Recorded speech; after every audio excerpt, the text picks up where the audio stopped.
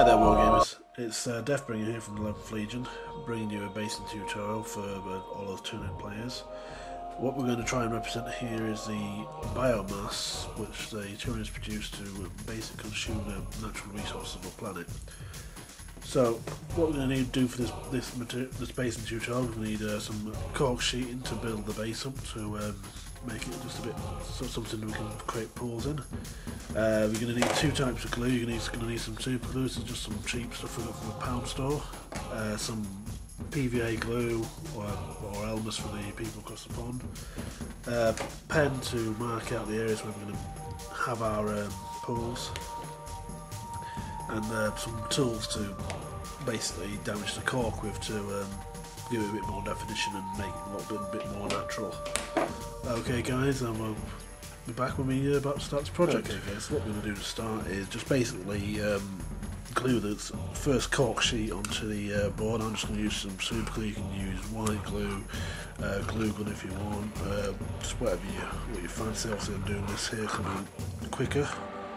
Just obviously just make sure it sticks down. So just shove that on basically. What we'll do is save some cork, stick it upside down like this. Just allow that to dry. And when that's dry guys, what we're going to do is going to basically break the base off the sides. So we've got kind of an uneven texture on the outside. We're going to further alter this texture on the outside, so don't worry about it too much. You could cut it off with a knife if you really wanted to. So get rid of that cork and get the area clean down. And we're going to make this twice the height, so we're going to use some more cork. So again put some more glue on the cork, and obviously it's going to maybe using super glue, it's going to seep into the cork, so I've got to use quite a bit. Hopefully there's some glue left to actually glue the cork to the next level. So again, just slam it down. And then as before guys, we're going to go around and break the edges off to go around the base.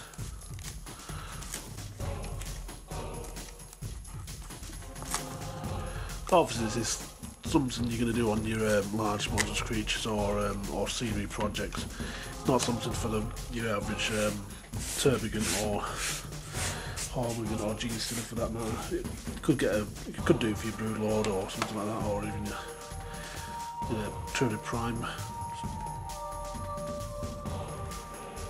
And once that's dried onto the next layer, we can what we're going to do is going to put the model on the base, find out where it's going to sit, and then we're going to draw around the feet so we know where not to basically, because we're going to cut into this base.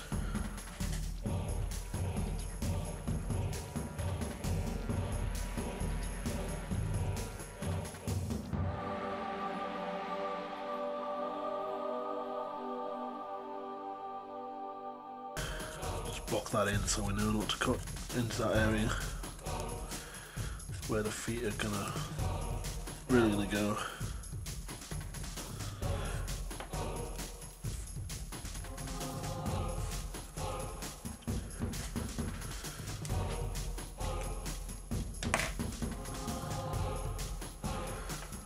And then what we're going to do is just mark out some areas where we're going to make some pools. You can make these as big or as little as you want.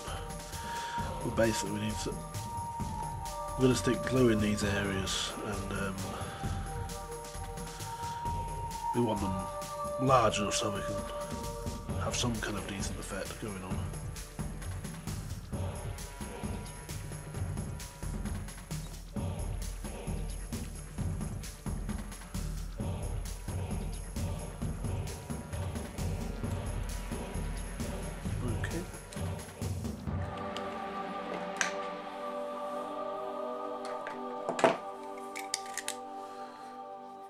Then you're going to take your knife and basically just cut the cork out from these areas.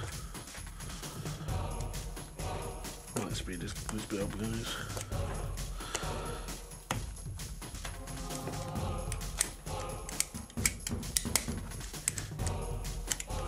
You can cut these down as much as you want.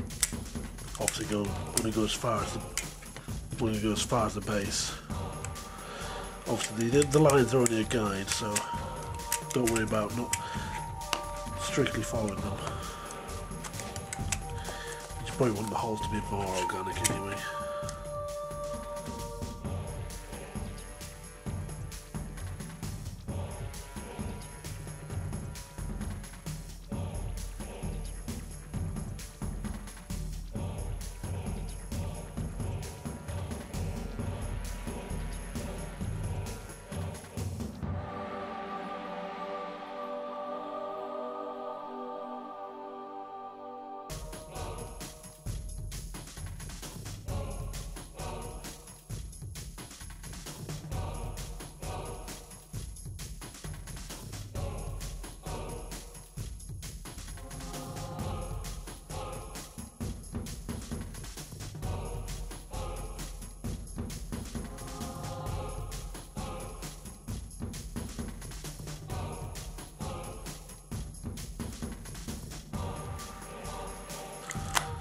Oops.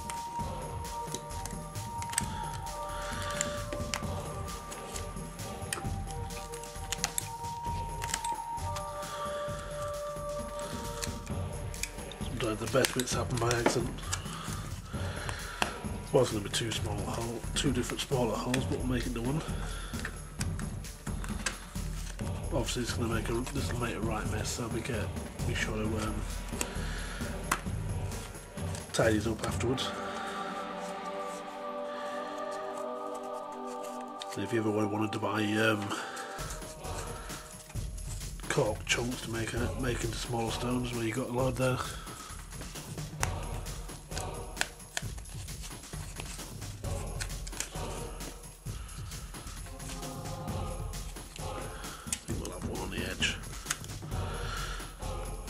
This may prove a problem because obviously we're going to stick PVA in these holes. So I don't actually know how this is going to turn out on the edge.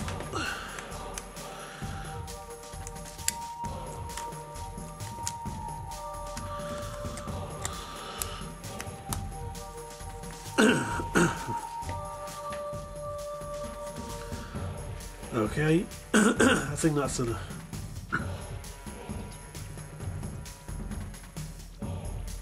Okay, I think that's the hole's done enough. So what we're going to do now is I'm going to go around the outside and try and tidy up this edge. So basically it's similar to what you're doing to the holes, but could even use your fingers for this. In fact, what I'm going to use is get the clippers out and just basically take chunks out. Now obviously be careful where the feet are going to go, because you don't want to take hardly any of that off. You're just basically going round and roughing it up and make it uneven. Take chunks out if you want to every now and then. Again, we try and do something with this edge where the foot's going, but not take too much off. Especially the back ones. That's where most of the glue's going down. Glue the feet to the base.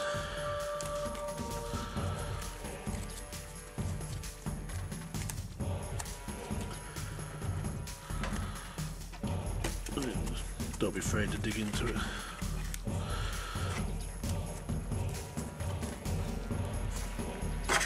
Obviously be careful, try and do this away from yourself. Last thing you want to do is take a chunk out yourself instead of the cork.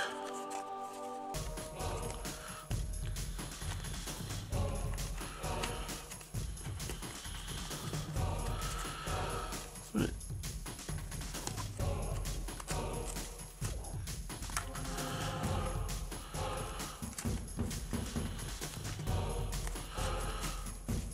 You can even take it down to one level and have a two-level effect going on.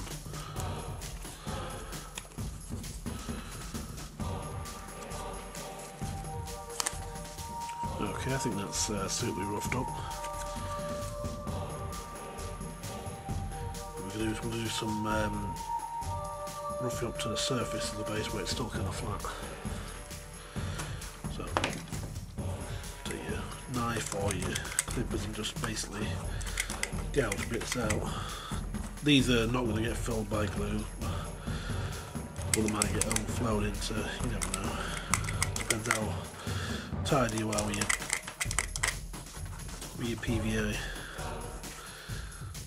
Basically just create some different bits kind of textures.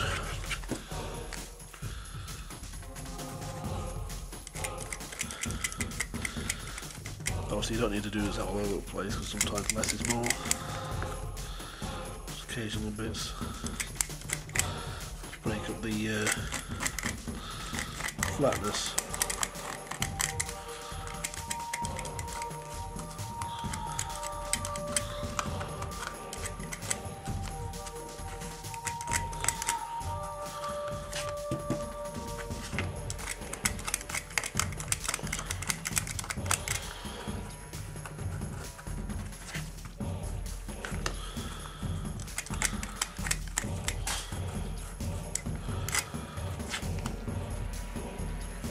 Okay, so that's looking a bit more organic. We keep going a bit more, a few more bits.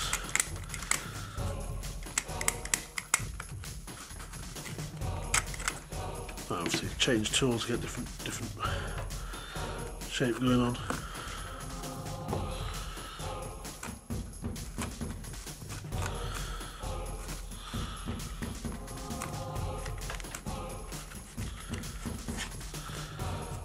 There we go. Okay, we're just going to put it on one side and then I'm going to clear the station up. Back in a second, guys. The next stage is to take your PVA and basically pretty much fill these holes you've just created with PVA glue. You want to kind of fill them right to the brim so they're kind of almost overflowing.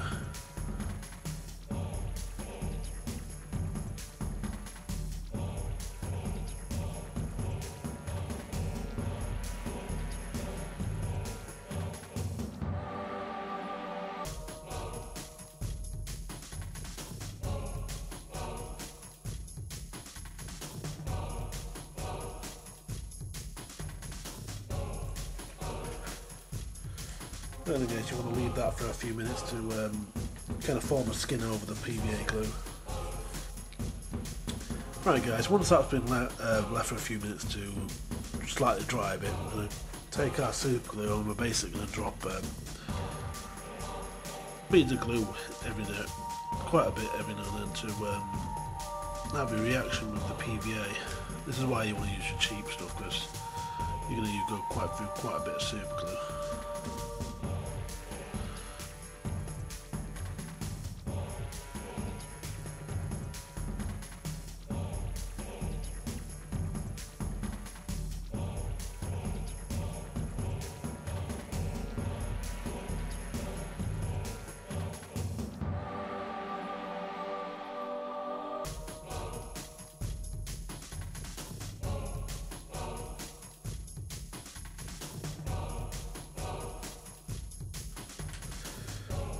Guys.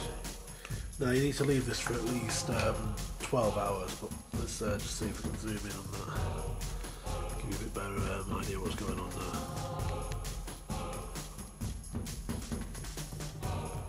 Basically we're going to end up with a bit. Obviously it's going to look a lot better once the got some paint on there. Alright guys, we'll see you in the next part.